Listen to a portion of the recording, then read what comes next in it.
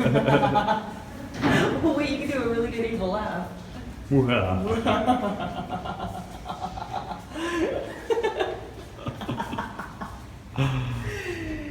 Yeah, I would do that all day long.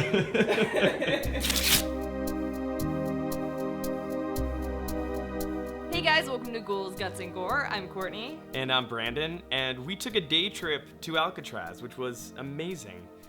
From where we were coming from, LA, it was only about an hour flight. On our way to prison. On our way to prison. And Alcatraz has this storied American history where it was a military fortification around the time of the Civil War. It was a military prison, and most famously, it was a federal prison. So this is where all the big bad people in United States history went. Al Capone was there. The Birdman. Just lots of famous United States criminals and murderers. Really bad people went away to Alcatraz. If you broke the law, you went to prison. Broke the prison rules, you went to Alcatraz. Yeah, so kind of the last place you end up if you're just kind of a low-life. If you're a yeah, exactly. If you're you go to Alcatraz. So as one can imagine, with all that history and people that have been there, locked in their cells, it's one of the most notorious and haunted prisons, supposedly, in the United States, which is why we were pumped to go.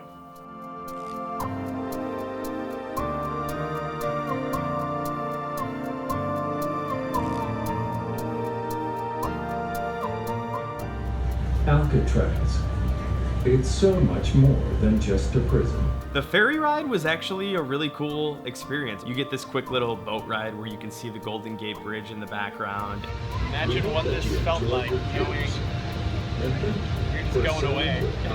The approach of the island was something I was really excited for and definitely kind of lived up to expectations for me, because I kind of put myself in the mindset of, imagine yourself being a prisoner, leaving the mainland, being taken away where you're going to be locked in this cell for a lot of them the rest of their lives, and that approach to that island just has such an ominous, crazy, eerie feel, even on a sunny day like it was for us.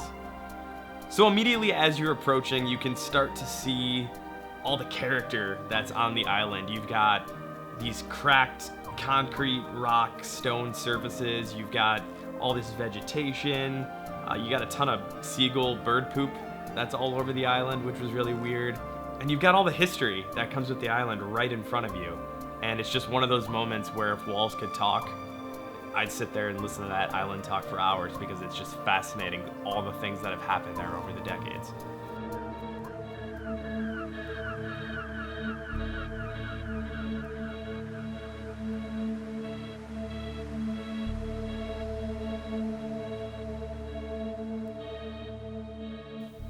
So we get off the ferry, and we're kind of in a rush because it's really crowded, and we want to beat the crowd up the hill because you kind of have to scale the island to get to the prison portion. And we did all right. We went on a Saturday. I don't know if it's better on the weekdays, but it was really crowded on Saturday. So you're definitely kind of, fighting elbow to elbow with people to see things and kind of get to different spots. But what I appreciated was they kind of have this audio tour where they give you headphones and this little audio device that syncs around the prison. So you kind of go at your own pace and you can pause it and take in the stories of Alcatraz and the prison itself.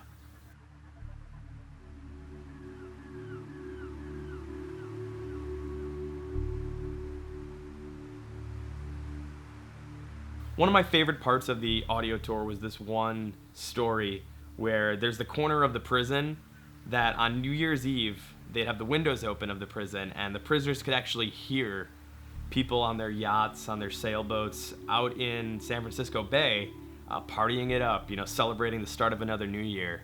And just to imagine what that was like for prisoners there for, several years or a decade or several decades, and another year has passed and you're just kind of rotting away in this cell.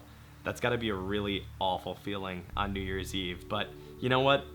I try not to get too sympathetic with that story in hindsight, because these are some really bad people that deserve to be locked away for a reason. So, but as a human being, it's kind of a messed up thing to imagine experiencing that every New Year's Eve.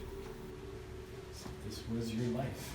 It was also a pretty haunting experience actually going into a cell and seeing how tiny it is and how boring it is. I know I would lose my mind probably after a week, so I can't imagine spending, you know, a whole lifetime there.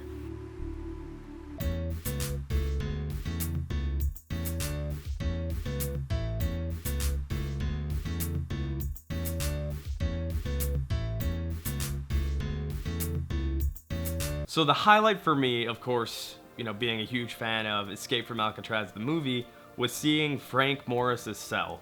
Frank Morris is the character Clint Eastwood plays in the movie that actually escaped from the island with 2 other prisoners. They chiseled their way with a nail file through the vent in their cell, all the while masking it with a fake vent covering.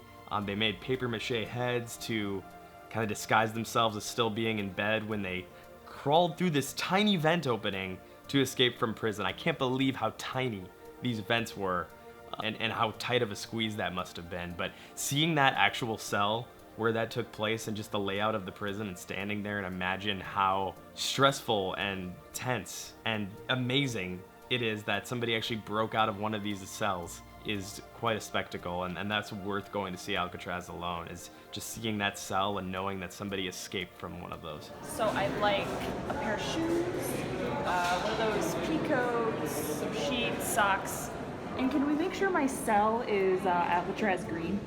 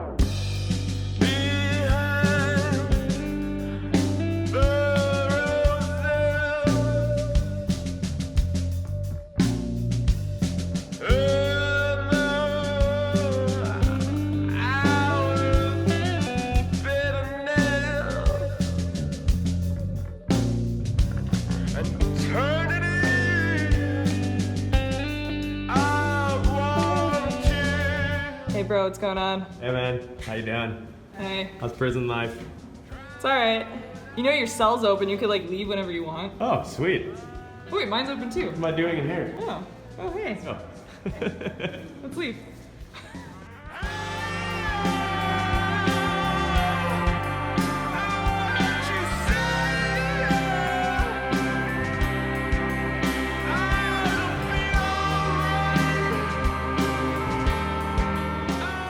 So Alcatraz shirt and what I'm wearing, not that much different. I didn't even realize that.